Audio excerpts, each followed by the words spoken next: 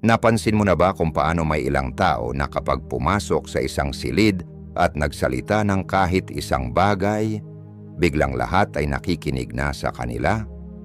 Samantalang ang iba, kahit anong effort ang gawin nila, parang palaging hindi napapansin, pinapatungan ng salita, o basta na lang dinidismiss. Heto ang nakakagulat. Hindi ito tungkol sa pagiging pinakamalakas ang boses, pinakamatalino, o pinakamaraming karanasan. Nasa paraan ng pagsasalita mo yan.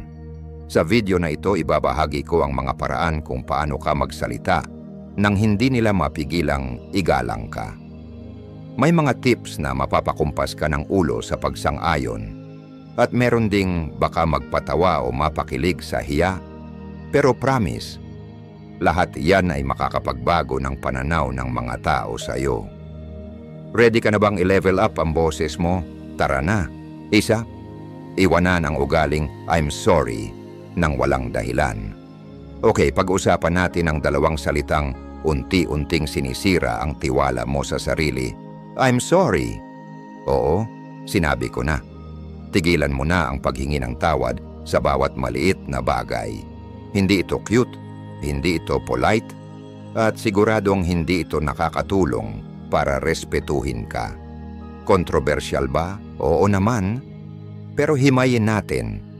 Kapag humihingi ka ng paumanhin ng wala namang dahilan, hindi ka nagiging magalang. Sinisira mo ang sarili mong kredibilidad.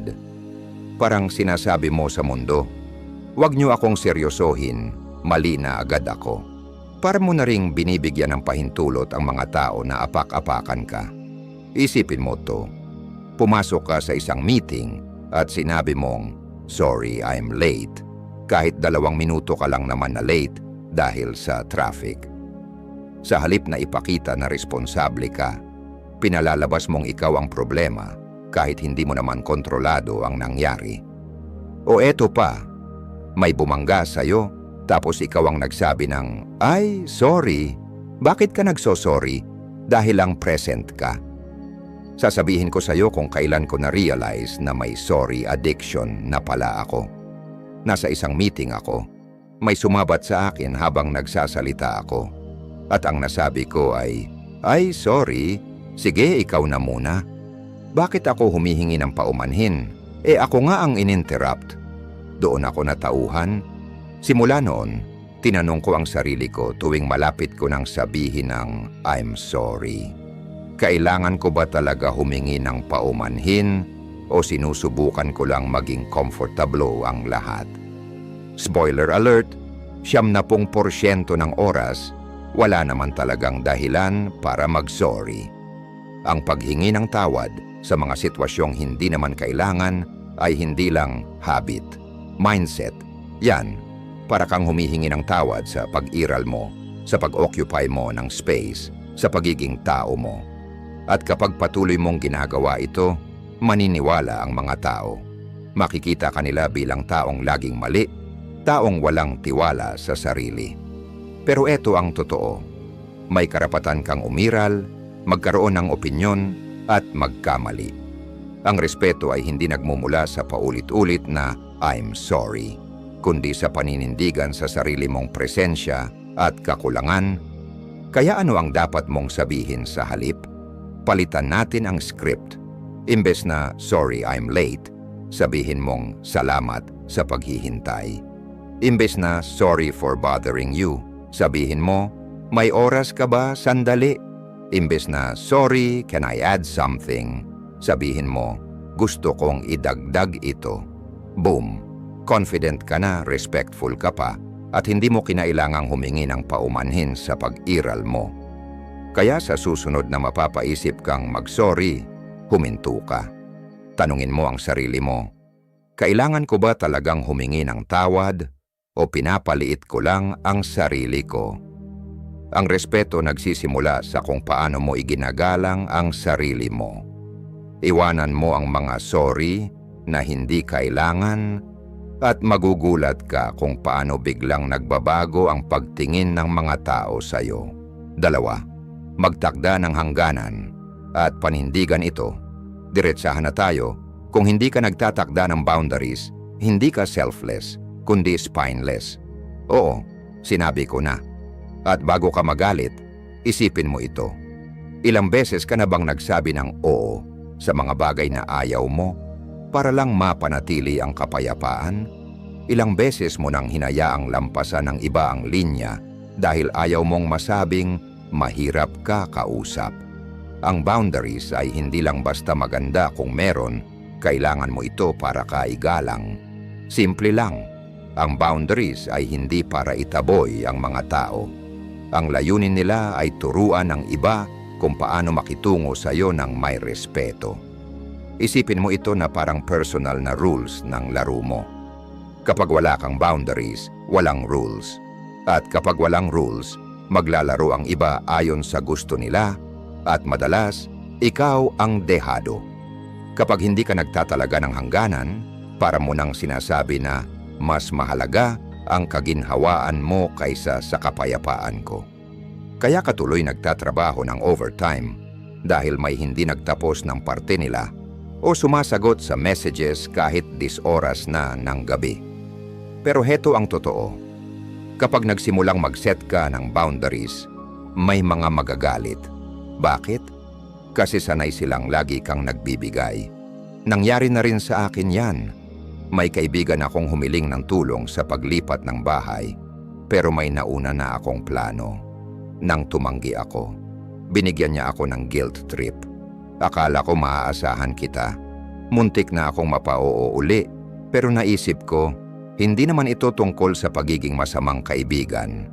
Ito ay tungkol sa hindi niya paggalang sa oras ko. Kaya pinanindigan ko. At guess what? Nakahanap din siya ng ibang tutulong at magkaibigan pa rin kami hanggang ngayon. Maa-adjust ang mga tao. Pero kung ikaw mismo ang magsasabi kung nasaan ang linya, hindi ko malilimutan ang araw na na-realize kong ang kawalan ko ng boundaries ay sumisira sa kapayapaan ko. May isa akong office mate na laging sa akin iniiwan ang last-minute tasks. Noong una, sure, no problem, ang lagi kong sagot kasi gusto kong magmukhang helpful. Pero napansin ko, paulit-ulit na lang. Isang gabi, habang overtime na naman ako para ayusin ang trabaho niya, napaisip ako, bakit inuuna ko ang kapabayaan nila kaysa sa buhay ko? Kaya sa susunod na sinubukan niya uli, diretsahan kong sinabi, hindi ko na yan kayang gawin ngayon. Kailangan mo na yang ayusin. Napangiwi siya, pero nagawan din niya ng paraan. At ako, nakauwi ako sa oras. Ito ang katotohanan. Ang boundaries ay hindi kabastusan. Ito ay paraan ng pagpapakita sa iba at sa sarili mo na mahalaga ang oras mo, energy mo, at mental health mo. Kung hindi mo bibigyang halaga ang hangganan mo, huwag mong asahang gagawin yon ng iba. At isa pa, ang boundaries ay hindi lang para sa mga taong marunong rumespeto. Mas lalo na sila para sa mga taong hindi.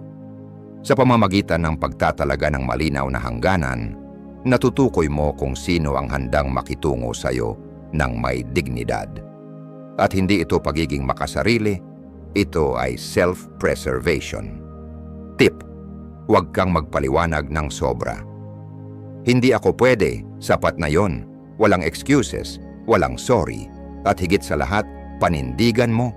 Kasi kapag umatras ka, tinuturuan mong pwedeng baliin ang hangganan mo.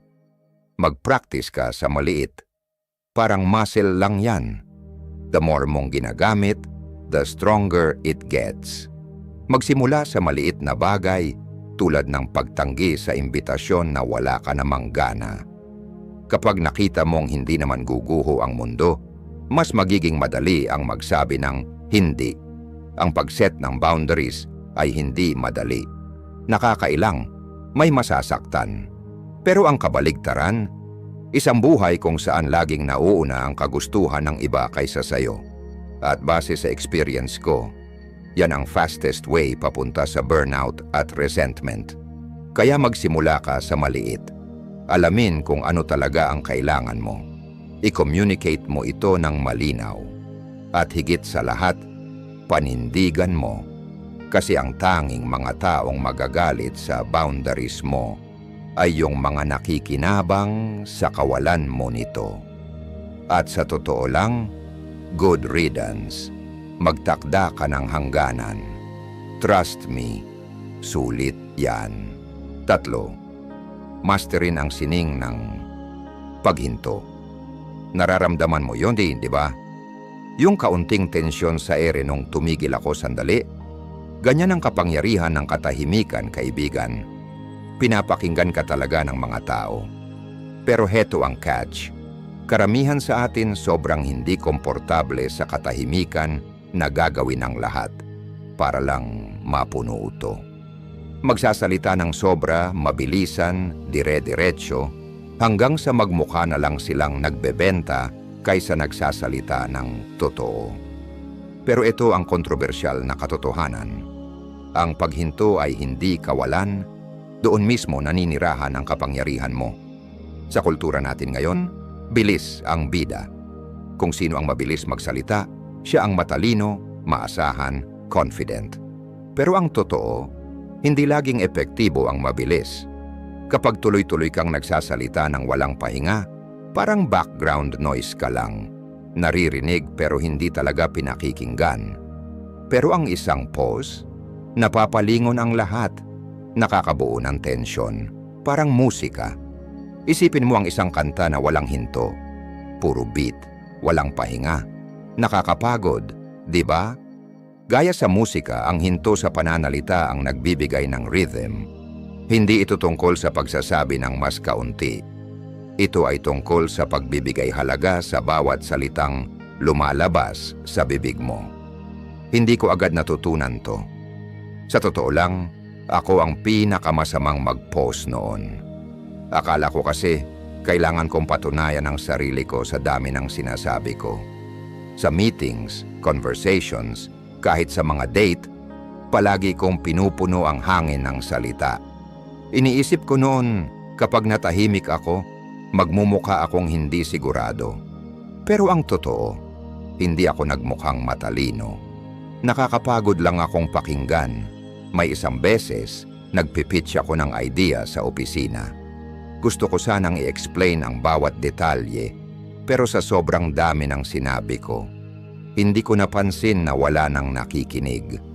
Pagkatapos ng meeting, tinawag ako ng manager ko at sinabing, "Ang ganda ng ideas mo, pero hindi mo binibigyan ng oras ang mga tao para namnamin yung sinasabi mo." Aray, yun ang wake-up call ko. Napagtanto kong ginagawa ko ang lahat ng trabaho. Ako na nagsasalita, ako pa ang nag-i-interpret para sa kanila.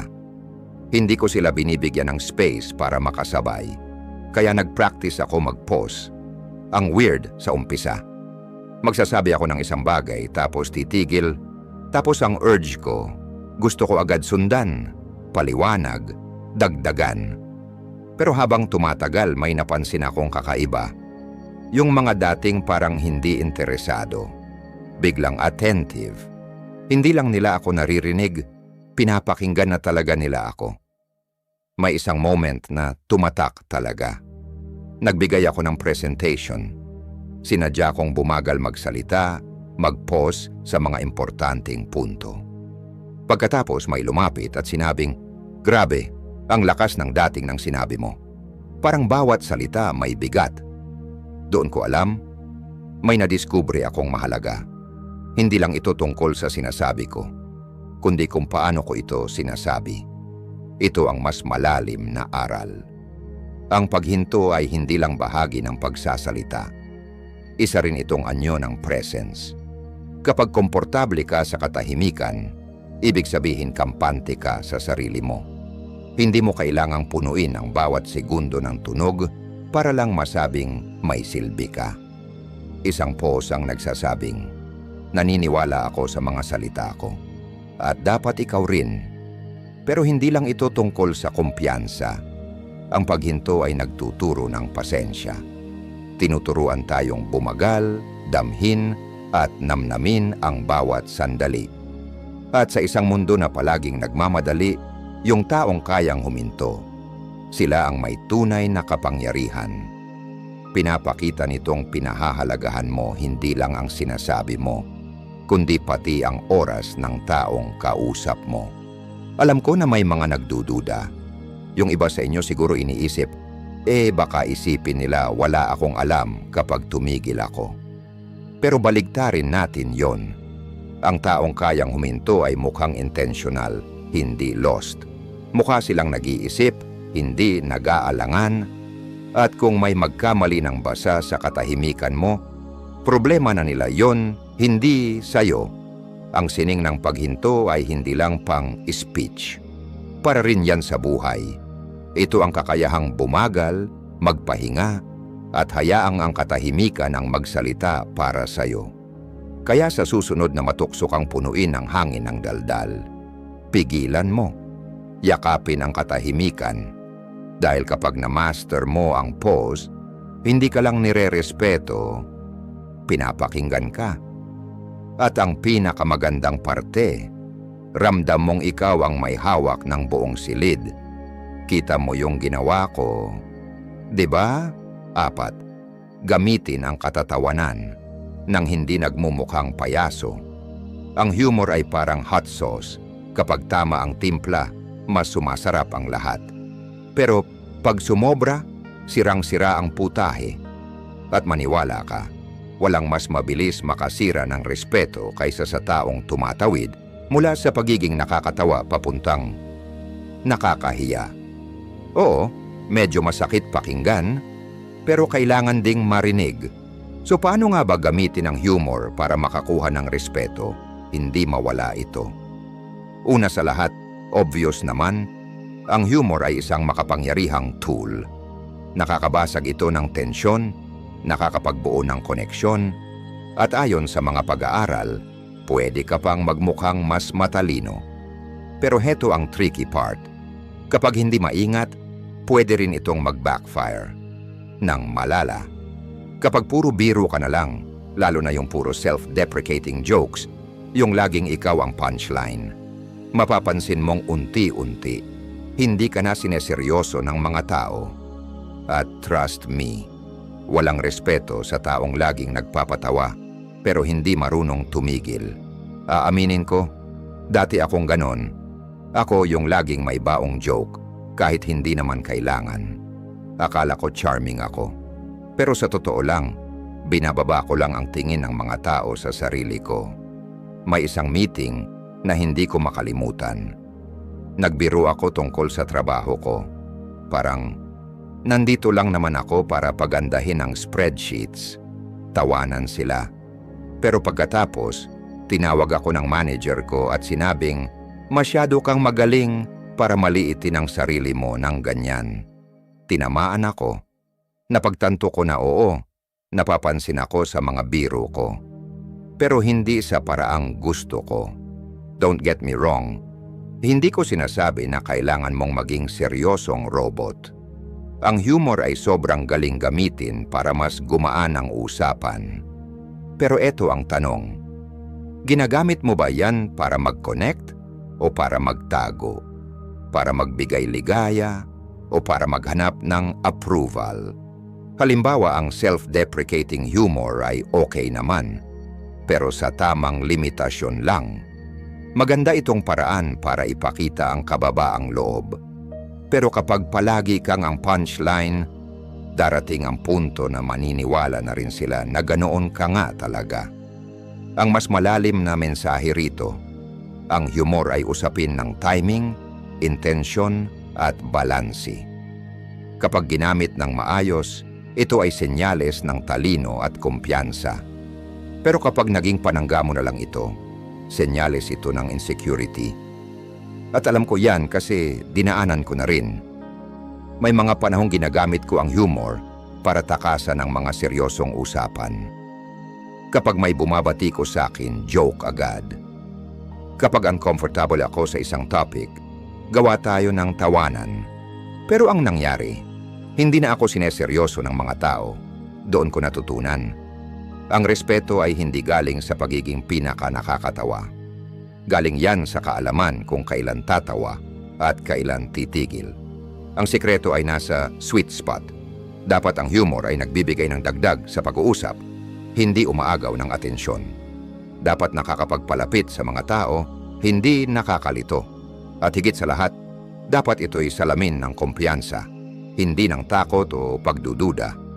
Ang isang well-timed joke ay nagpapakitang matalas ka at alam mong hawak mo ang eksena. Pero kung puro patawa ka na lang, baka magmukha ka na lang desperado. At tandaan, may panganib din ang humor. Ang sarcasm, pwede kang magmukhang witty o jerk. Depende sa dating. Dark humor? Same thing. Kilalanin mo ang kausap mo. Please lang, basahin mo ang kwarto. Wala nang mas nakakahiya kaysa sa birong sablay dahil sa kawalan ng pakiramdam sa sitwasyon. Sa pinakapuso nito, ang humor ay komunikasyon. At gaya ng kahit anong paraan ng komunikasyon, ito ay salamin ng kung sino ka. Ginagamit mo ba ito para itaas ang ibang tao? O para itago ang insecurities mo? Para ipakita ang tiwala mo sa sarili? O para magmukhang cool kahit kinakabahan ka? Kasi ito ang totoo. Ang respeto ay hindi galing sa dami ng tawa na nakuha mo. Galing yan sa kung paano mo pinaparamdam sa kanila sa pamamagitan ng tawa mo. Kaya bago ka magbiro, itanong mo muna sa sarili mo, anong intensyon ko? Nakikipag-connect ba ako? O nagtatago lang?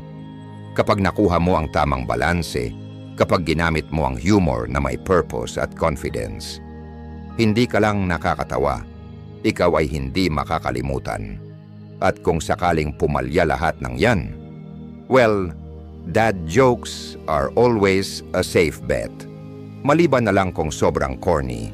In that case, baka kailangan mong i-review ang material mo. Hehe. 5. Tigilan ang tsismis. Oh, eto na. Medyo kontrobersyal, pero kailangan pag-usapan. Alam mo yung juicy chika tungkol kay Karen sa accounting? O yung sikreto na sinabi ng kaibigan mo na huwag mong ipagsasabi, ha? Oo, aminin natin. Lahat tayo. Minsan, nadala na ng tsismis.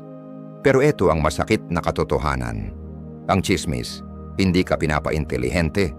Ginagawa ka lang, hindi mapagkakatiwalaan. At kung ikaw ang laging nagbubunyag ng lahat ng tea, guess what? Hindi ka nirerespeto.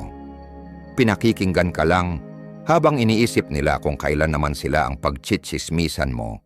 Gets ko naman. Masarap sa pakiramdam ang tsismis. Parang exclusive pass sa isang sikretong mundo. Pero ito ang hindi alam ng marami. Sa tuwing nagtitsismis ka, sinasabi mo sa mga tao sa paligid mo, hindi niyo ko dapat pagkatiwalaan. Hindi lang ito tungkol sa taong pinag-uusapan, kundi tungkol sa iyo. At kung hindi ka nila mapagkakatiwalaan, hindi ka rin nila rerespetuhin. Period. Natuto ako niyan the hard way. May isang beses, may office mate ako. Tawagin na lang natin siyang Dave. Lagi siyang late.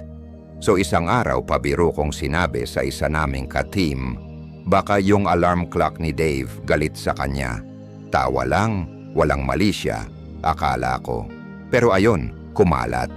Biglang naging, si Dave tamad. Si Dave walang pakialam sa trabaho. Si Dave ganito, si Dave ganyan. At guess what? Nalaman ni Dave kung sino ang nagpasimuno. Oo, ako. Ang pinakamasakit. May rason si Dave. Inaalagaan pala niya ang nanay niyang may sakit. Doon ako tinamaan.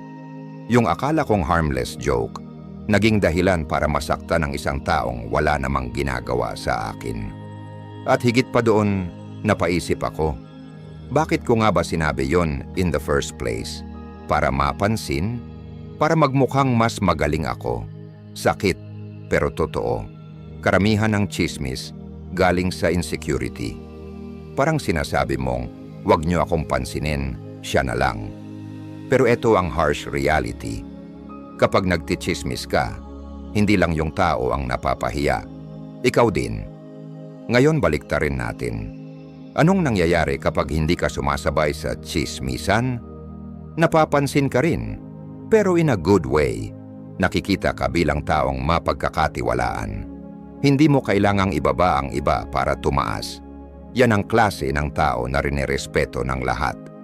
Nung sinimulan kong iwasan ang chismis, ang weird sa simula. Habang ang iba busy sa, alam mo ba? Ako naman, sana okay siya. Awkward, oo, parang out of place. Pero sa paglipas ng panahon, napansin ko, yung dating lumalapit para sa chika, biglang lumalapit para sa payo. Iba yung dating kapag alam nilang hindi mo sila sisiraan sa likod. Ito ang deeper lesson. Ang chismis, hindi lang nakakasakit ng iba. Sinisira rin nito ang sarili mong kredibilidad. Binabawasan nito ang respeto ng tao sa iyo. Kapag iniwasan mo ang chismis para mong sinasabi, mas mataas ako diyan. Hindi ko kailangang ibagsak ang iba para tumayo. Diyan nagsisimula ang tunay na respeto. At aminin na natin, pag kilala kang chismoso o chismosa, alam din ng lahat na hindi ka dapat pagkatiwalaan. Yung mga ganyang tao, hindi pinopromote, hindi binibigyan ng importanteng roles, at madalas, sila rin ang nauunang maiwan kapag may totoong usapan na. So yeah, maybe time to step off the gossip train. Hindi yan patungong maganda. Sa dulo tanungin mo ang sarili mo. Anong klaseng tao gusto kong maging? Yung nagkakalat ng negativity o yung nagbubuo ng tiwala at respeto o masarap ang chismis for now. Pero ang respeto, pangmatagalan yan. At hindi mo yan makukuha sa pagbubuhos ng tsaa, kundi sa pagiging taong hindi nakikisawsaw. Besides, si Karen sa accounting, malamang nagli-live her best life lang. Hayaan mo na siya, alam ng anim kung kailan titigil sa pagsasalita. Narito ang isang matapang na katotohanan para sa inyo. Karamihan sa mga tao, sobra magsalita. Oo, sinabi ko yon. At alam mo ba kung anong epekto nito sa'yo? Respetuhin mo. Ang hindi komportabling realidad ay, minsan, ang pinakamahalagang bagay na maaari mong sabihin ay, wala. Pero ang tukso na magpatuloy, magpaliwanag ng sobra, punuin ng bawat katahimikan, totoo yan. Tara, talakayin natin. Bakit nga ba natin ginagawa ito? Bakit kailangan natin magpatuloy magsalita kahit tapos na tayo sa punto? Aminin na natin insecurity. Akala natin kapag tumigil tayo magsalita, iisipin ng mga tao na hindi tayo sigurado o hindi natin alam ang mga bagay, kaya't patuloy tayong nagbabaliktad ng mga salita, umaasa na patunayan kung gaano tayo katalino, kaakit-akit o mahalaga. Narito ang isang flash ng balita. Ang sobrang pagsasalita ay kabaligtaran ng layunin. Imbes na magmukhang kahanga-hanga, magmumukha kang hindi sigurado at, kung tatanungin ko, medyo desperado. Hayaan mong ikwento ko ang karanasan ko na natutunan ko ito sa mahirap na paraan. Nagpa-pitch ako ng ideya sa isang kliyente at akala ko, tumpak na tumpak. Pero imbes na tumigil at hayaan silang mag-isip tungkol sa aking brilliant na punto, nagpapatuloy ako. Inulit ko ang ideya ko, nagdagdag ng hindi kailangang detalye, at pati na rin sinubukan ko pang hulaan ang mga tanong nila bago pa nila itanong. Sa huli, hindi sila tumango, tumingin sila ng nalilito. Pagkatapos ng meeting, tinawag ako ng boss ko at sinabi, nakontrol mo sila sa unang 30 segundo. Pero pagkatapos nun, nawalan ka na. Kailangan mong matutong malaman kung kailan titigil magsalita. Parang binagsakan ako ng mabigat na bato. Napagtanto ko na hindi ko binigyan ng espasyo ang mga tao para maproseso ang mga sinasabi ko. Pinipigilan ko ang mensahe ko mismo. At narito ang kontrobersyal na bahagi. Minsan habang mas marami kang sinasabi, mas mababa ang atensyon ng mga tao para itong pagbubuhos ng tubig sa basong puno na. Tumutulo at walang dumikit. Ang katahimikan, sa kabilang banda, ay may kapangyarihan. Binibigyan ito ng bigat ang iyong mga salita. Kapag tumigil ka sa pagsasalita, Nagbibigay ka ng espasyo para sa iba upang mag-isip, magbigay ng sagot, at makipag-ugnayan. Dito nagsisimula ang respeto. Alam ko mahirap. Ang katahimikan ay maaaring maging awkward. Nagsabi ka ng isang bagay at imbes na mabilis na reaksyon, may isang pause at nagsisimula ng magreaksyon ang utak mo. Sabihin mo pa, punan mo ang agwat. Pero ito ang totoo, hindi kalaban ang pause na, yan, kaalyado mo siya. Sa mga sandaling ito ng katahimikan, pinoproseso ng mga tao ang iyong mga salita at pinag-iisipan kung seryoso ba sila. Narito ang mas malalim na katotohanan. Ang pag-alam kung kailan titigil sa pagsasalita ay hindi lang tungkol sa komunikasyon. Ito ay tungkol sa kumpiyansa. Ito ay tungkol sa pagtangkilik na ang iyong mga salita ay may halaga, hindi kailangan ang walang katapusang pagpapaliwanag o mga dagdag na salita. Ito ay tungkol sa pagiging okay sa hindi komportableng katahimikan, na alam mong mas malakas ang ibig sabihin nito kaysa sa ingay. At hayaan mo akong sabihin ito, mas matatandaan ang iyong pagkonting pagsasalita kaysa sa sobrang pagpapaliwanag. Isipin mo ang ilang mga pinakamakapangyarihang talumpati o mga sandali sa kasaysayan. Hindi sila mahahabang sanaysay. Sila'y matalim, maikli at tiyak. Ang kapangyarihan ng pag-alam kung kailan titigil magsalita ay parang pag-alis sa isang party kapag nasa rurok na. Uuwi ka habang gusto pang may kasunod na mga tao. Hindi yung umalis sila at sana'y umuwi na ako. Sinimulan ko itong i-practice sa aking personal na buhay. Sa mga pagtitipon ng pamilya, ako ang laging kailangang puna ng mga katahimikan, magbiro o magpaliwanag ng aking opinyon ng matagal. Isang araw nagdesisyon akong tumigil na lang. Sinabi ko ang aking bahagi at pagkatapos, hayaan na ang daloy ng usapan. Alam mo ba kung anong nangyari? Napansin nila ako. Nagsimula silang magtanong ng opinyon ko, imbes na makinig lang at mawala sila sa kalagitnaan. Para akong naging focal point mula sa background na ingay, at ang ginawa ko lang ay magsalita ng mas konti. Kaya ito ang takeaway. Kapag alam mong titigil sa pagsasalita, ipinapakita mo sa mga tao na may tiwala ka sa iyong mga salita na kayang mag-stand alone. Binibigyan mo sila ng espasyo para talagang marinig ka, para igalang ka, para makipag-ugnayan sa sinasabi mo. Oo, kinakailangan ng practice. May kaunting tapang na hayaang magmukhang komportableng katahimikan. Pero kapag na-master mo ito, tiyak na malaki ang epekto. At hey, kung nag-aalala ka na iiwan mo sila sa ere, huwag kang mag-alala. Hindi mo iniiwan ang bola. Binibigyan mo sila ng pagkakataong kuhanin ito. Kaya sa susunod na makipag-usap ka, subukan mo ito. Sabihin ang nais mong sabihin, tapos huminto, maghintay sa katahimikan. Magtiwala ka, magsasalita ito ng malalaking bagay. Nakita mo ba? O sige mga kaibigan, yan ang mga paraan para magsalita ng may respeto. Lahat ng yon may konting kontrobersya, maraming katotohanan, at sana may mga tawang dala. Pero seryoso, ang respeto ay hindi tungkol sa pagsunod sa listahan ng mga tricks o hacks. Ito ay tungkol sa kung paano ka magpapakita sa sarili mo at sa iba araw-araw. Ito ay tungkol sa pag-aari ng iyong mga salita, iyong espasyo, at ang iyong epekto. Narito ang isang bagay. Malakas ang mga salita. Maaari nilang gawing tulay o magbigay ng sunog. Maaari nilang gawing maramdaman ang mga tao o gawing maliit sila. At ang paraan ng pagsasalita mo ay hindi lang bumubuo kung paano ka nakikita ng iba, kundi pati kung paano mo nakikita ang sarili mo.